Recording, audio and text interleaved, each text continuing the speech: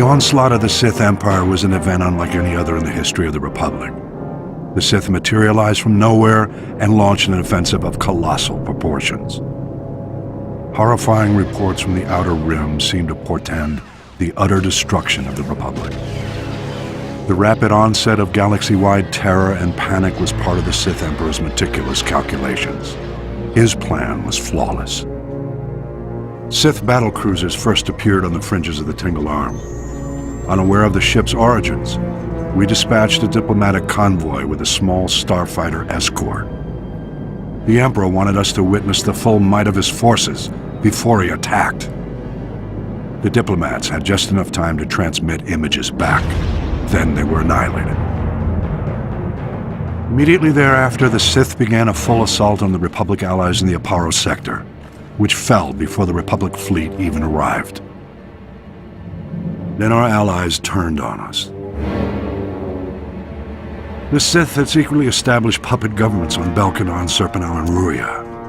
The Republic fleet suddenly found itself in enemy territory, fighting desperately on all sides. The Republic rallied every available ship to support the fleet, leaving only a handful of Jedi security ships to patrol Korriban. Regrettably, Korriban fell back into the enemy's hands without the Jedi Council even knowing about it. Overwhelmed and desperate, the Republic fleet scattered, fleeing from the Tingle Arm to avoid complete annihilation.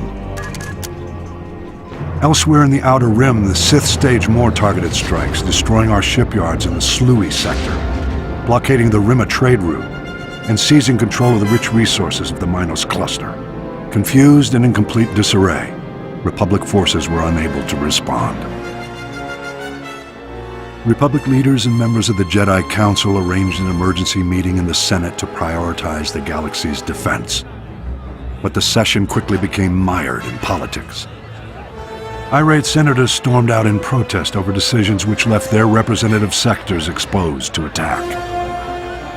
Many of the Republic's diplomatic allies refused military support for the greater cause. It was every system for itself. This was perhaps the greatest genius of the Emperor's plot. He had turned the Republic against itself.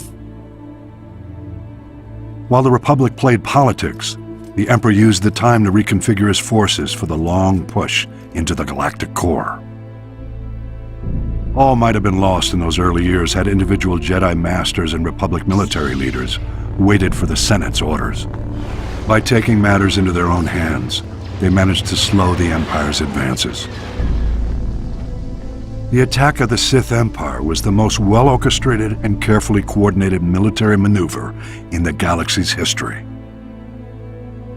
Indications suggest the operation took centuries of planning and preparation. I'll elaborate in my next report.